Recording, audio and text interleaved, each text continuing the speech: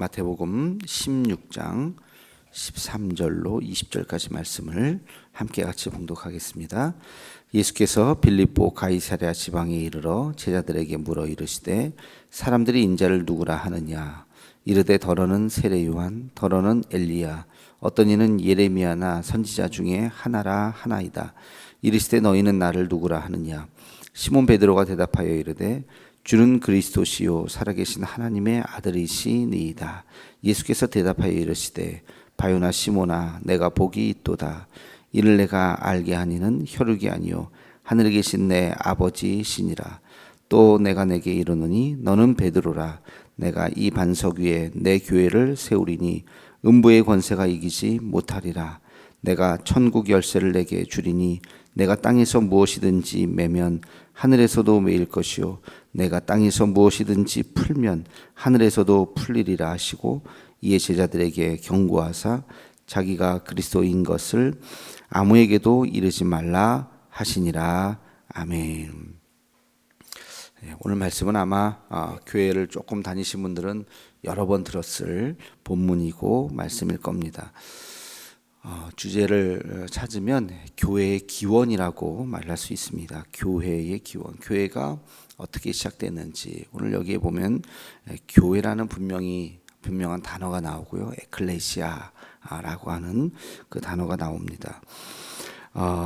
예수님께서 그 자신에 대해서 사람들이 나를 누구라 하느냐라고 이제 사람들이 여론을 이렇게 듣는 시간을 가졌어요. 제자들에게 사람들이 나를 누구라고 이야기하더냐. 그랬더니 선지자라고 합니다. 가장 일반적인 거죠. 구약의 선지자들이 또 많이 있었고 가장 일반적인 이야기이기 때문에 하나님의 말씀을 대언하는 사람, 선지자. 또 어떤 사람은 세례 요한이라고 합니다. 세례 요한은 특별한 의미가 있어요. 메시아 전에 와서 메시아를 이렇게 소개하는 그런 이제 역할을 했죠. 그러니까 제2의 메시아. 세례 요한은 이제 이미 그 앞에 죽었죠. 순교를 당했죠. 그러니까 제2의 세례 요한과 같은, 다시 말해서 메시아를 예비하는 자라고 말씀을 합니다. 선지자보다 어떻게 보면 조금 더 한 단계 나아갔다고 볼 수 있어요. 예수님께서 이렇게 들으시고 또 예레미야라고 합니다. 이렇게 이제 이야기를 쭉 들으시고, 중요한 건 사람들, 나를 잘 모르는 이렇게 슬쩍슬쩍 보는 사람들이 아니라 너희는 지금까지 나랑 이렇게 쭉 다녔는데 너희는 나를 누구라고 생각하느냐. 아주 이제 핵심적인 질문을 했던 것입니다. 예수님도 궁금하셨던 것 같아요. 이렇게 내가 기적을 베풀고 오병이어의 기적이라든지 칠병이어의 기적이라든지 여러 가지 병자들을 고치고 하는 것을 이제 옆에서 보고 또 따르고 얼마나 많은 또 산상수훈을 비롯해서 또 설교를 하셨습니까? 그 이야기를 옆에서 직접 들었던 그 제자들은 나를 뭐라고 생각을 할까? 그때 이 베드로가 수제자답게 탁 나서서 이야기하죠. 주는 그리스도시요 살아계신 하나님의 아들이시니이다. 예수님께서 이 얘기를 듣고 깜짝 놀라신 거예요. 왜 놀랐을까요? 너무 정답을 딱 한 문장으로 딱 요약을 했기 때문에 놀라셔서, 야, 너 그렇게 안 봤는데 베드로 대단하네. 그러면서 너가 그렇게 얘기한 것은 너 입에서 나온 것이 아니라 성령께서 너에게 알게 하신 것이다. 그렇게 이제 이야기를 하시죠.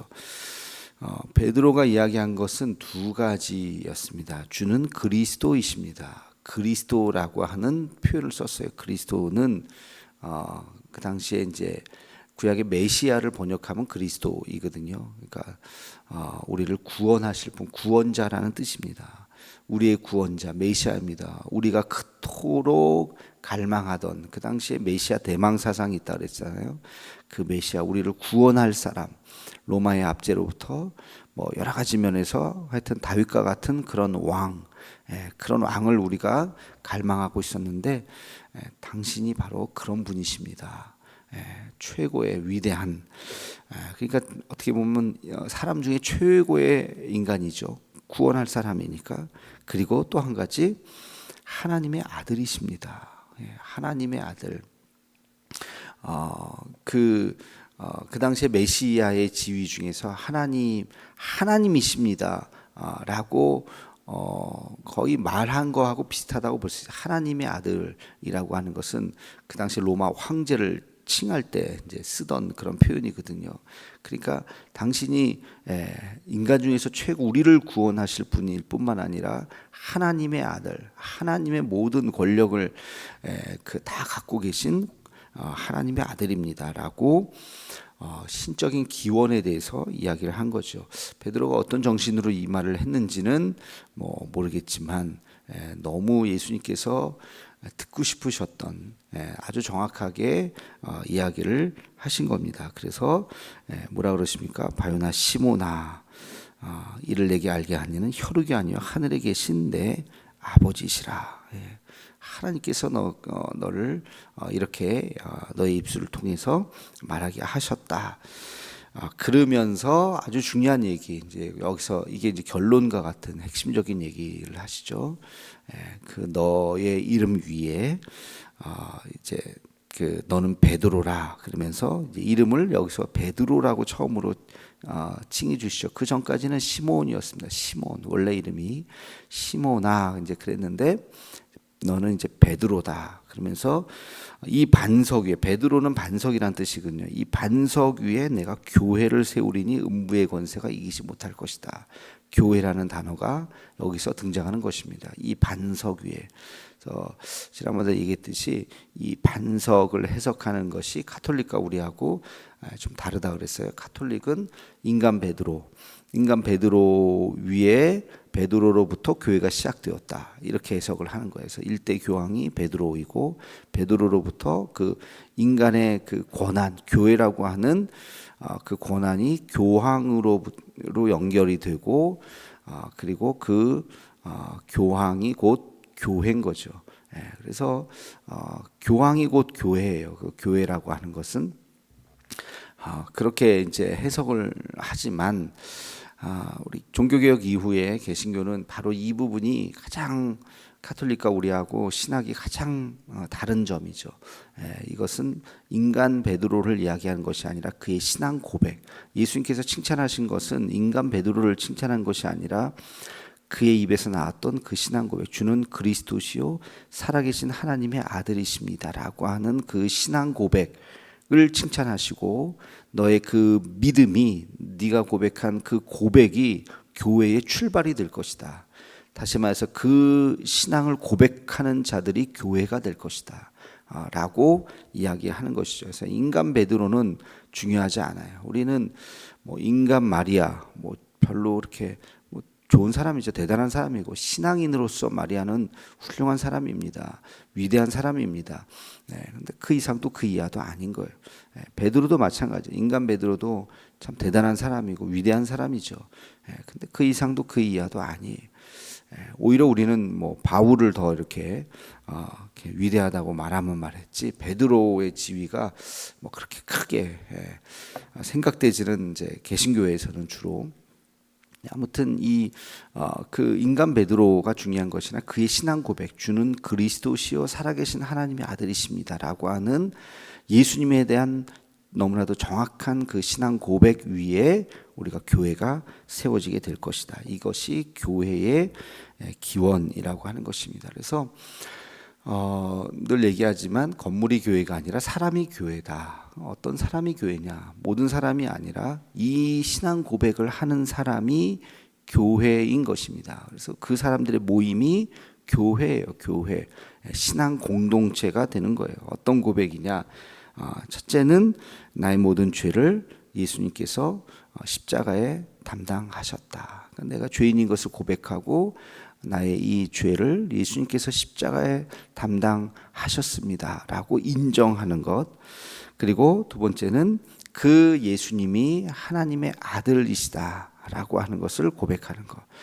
그리고 더 나아가서 그분이 하나님이시죠. 삼위일체 하나님이시죠.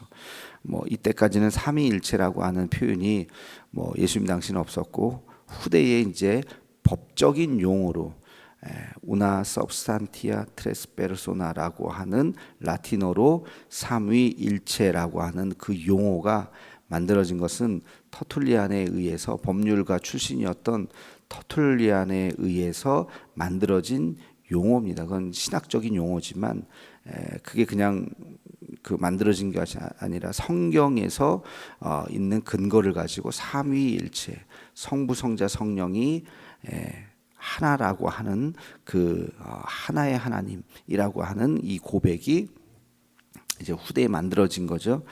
어쨌든 이 그 예수님은 하나님의 아들이시면서 예수님은 하나님이십니다. 인간의 구원자, 그냥 선한 사람, 위대한 사람으로 끝난 것이 아니라 그분은 하나님이십니다라는 그 고백, 이것이 두 번째고요.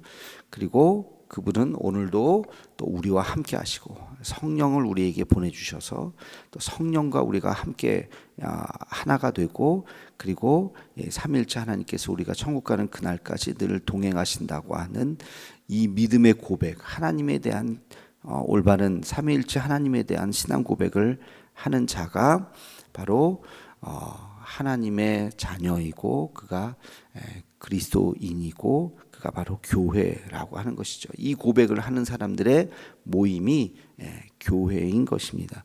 그 세세한 것들은 조금씩 다를 수 있어요. 어떤 사람은 성경 읽는 것이 더 중요하다고 말할 수도 있고, 어떤 사람은 기도하는 것이 더 중요하다고 말할 수도 있고, 뭐 교단에 따라서 뭐 순복음은 글쎄요, 뭐 다 강조하죠. 요즘에는 그래도 기도, 뜨겁게 기도하는 걸 조금 더 강조한다고 보면, 우리 장로교 같은 경우에는 뭐 방언기도니 통성기도니 뭐 이것을 강조하기보다는 성경을 더 깊이 알아야 된다는 것을 조금 더 강조하는 전통이 우리 장로교에는 있죠. 그러니까 교단마다 조금씩 뭐 감리교나 성결교 같은 경우에는 말씀을 아는 게 중요한 게 아니라 아는 대로 살아가는 게 중요하다. 삶에 대한 것들을 조금 더 강조하고, 뭐 그런 차이는 조금씩 있습니다만, 중요한 것은 그런 격가지의 차이가 아니라 줄기, 예수님에 대한 그 신앙 고백이 정확하게 있는 사람들이 교회죠. 그 사람들이 교회라고 하는 것입니다. 그래서 그런 의미에서 조금 마음을 넓히면 가톨릭도 우리의 한 믿음의 형제라고 볼 수도 있어요. 가톨릭도 어쨌든 예수님을 주는 그리스도시요 살아계신 하나님의 아들이라고 고백하기 때문에, 그러나 좀 많이 좀 우리랑 조금만 들어가면 많이 다르긴 하지만, 그러나 뭐 거기까지만 얘기하면, 같은 것만 찾으면 예수님에 대한 신앙 고백은 같으니까 또 뭐 가톨릭을 또 너무 또 미워할 필요는 또 없을 것 같아요. 아무튼 이 신앙 고백을 한 사람을 우리가 그리스도인이라고 부르는 것이죠. 이게 교회의 출발이다. 이 진리는 아무리 시대가 달라도 바뀌어지지 않습니다.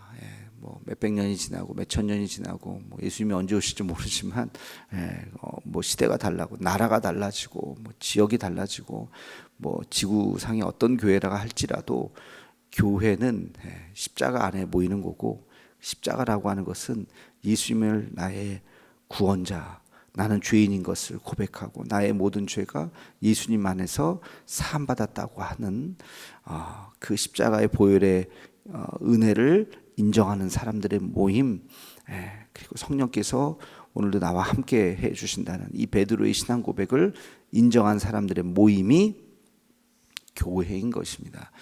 전 세계 어디 가나 마찬가지고, 또 천년전 교회나 천년 후의 교회나 마찬가지죠. 이 고백이 흔들릴 수는 없습니다. 그래서 우리도 이 고백 안에 모이는 것이고, 그렇다면 우리가 정말 이 고백 가운데 지금도 우리가 그리스도인답게 살아가고 있는가? 그래서 우리는 크리스찬이라고 하는 것은 뭐냐면 그리스도를 따르는 사람들라는 뜻이에요. 그리스도를 따르는 사람들. 그리스도를 따르는 사람들이라는 건 뭐예요? 예수님이 걸어가신 그 길로 걸어가는 사람들이에요. 다른 길로 가는 게 아니에요. 예수님께서 걸어가신 그 길로 가는 거예요. 예수님께서 하셨던 말씀대로 살아가는 것이고, 예수님께서 걸어가셨던 그 길대로 우리가 따라가는 거죠. 예수님께서 어느 길로 가셨는가? 그것은 각자에게 성경을 읽으시면서 주시는 은혜예요. 어떤 사람은 예수님의 그 길을 보면서 예수님 복음을 전하셨구나. 그래서 나도 복음 전하는 삶을 살아야지 하면서 전도자가 되고 선교사가 되고 복음 전하는 자가 될 수도 있고요. 예수님은 희생과 헌신의 삶을 사셨구나 라고 깨달아서 어떤 사람들은 이웃을 섬기고 가난한 자들을 먹이고 입히고 불쌍한 자들을 돕는 그러한 긍휼을 하는 그런 사역을 하실 수도 있는 거고요. 또 어떤 사람들은 예수님께서 말씀을 가르치셨구나 라는 그런 또 은혜를 받아서 나도 말씀을 가르치는 사람이 되어야 되겠다. 그래서 말씀을 연구하고 또 말씀을 가르치는 그런 삶을 살 수도 있는 거고요. 예수님께서 걸어가신 길이 딱 하나는 아니잖아요. 여러 가지 사역들을 가르치시고 전파하시고 고치셨더라 하는 그 사역들을 우리가 보면서 각자 자기의 또 은혜대로 달란트대로 우리가 예수님을 따라가는 거죠. 크게 보면 다 같은 길입니다. 예수님을 따라가는 다 같은 길로 다른 길로 가서는 안 돼. 다른 길로 가서는 안 되고 예수님을 따라가는 그 길로 우리가 걸어가면서 예수님을 구주로 고백하며 또 이 길 끝에서 주님을 만나는 그런 은혜가 있는 줄로 믿습니다. 저는 저대로 또 제가 받은 은혜대로 또 제가 기도하면서 경험한 그 은혜대로 또 이 길로 들어서서 이 길을 열심히 달려가는 것이고 여러분 각자의 삶의 자리에서 하나님께서 주신 은혜대로 최선을 다해서 공통적인 건 뭐예요? 힘을 다해서 주님을 섬기는 거죠. 저나 여러분이나 또 오늘 선교사님을 위해서도 기도했지만 선교사님들 마찬가지고 또 다 각자 자기의 삶의 자리에서 하나님을 열심히 섬기고 다 똑같이 목사가 되겠습니까? 다 똑같이 선교사가 되겠습니까? 각자의 삶의 자리에서 세상의 소금과 빛으로 그 아름다운 삶을 잘 살아갈 때 그럴 때 하나님께서 영광을 받으시는 것이죠. 그래서 이 교회의 시작이 바로 이렇게 예수 믿는 사람들, 이 신앙 고백을 한 사람들의 모임이다 하는 것을 다시 한번 깨닫고 우리도 지금 이 자리에 있는 거 예수님께서 걸어가셨던 그 길 어떤 길인가 그 길로 걸어갈 수 있는 우리 모두가 되기를 주님의 이름으로 축원합니다. 기도하겠습니다. 거룩하신 주님, 오늘 베드로와의 대화를 통해서 베드로의 그 신앙 고백을 받으시고 주는 그리스도시요 살아계신 하나님의 아들이십니다. 이 고백위에 교회가 세워졌는 줄로 압니다. 우리가 교회를 다니면서 다시 한번 이 신앙 고백을 가슴 깊이 새기게 도와주시고 주는 그리스도이십니다. 그리고 살아계신 하나님의 아들이십니다.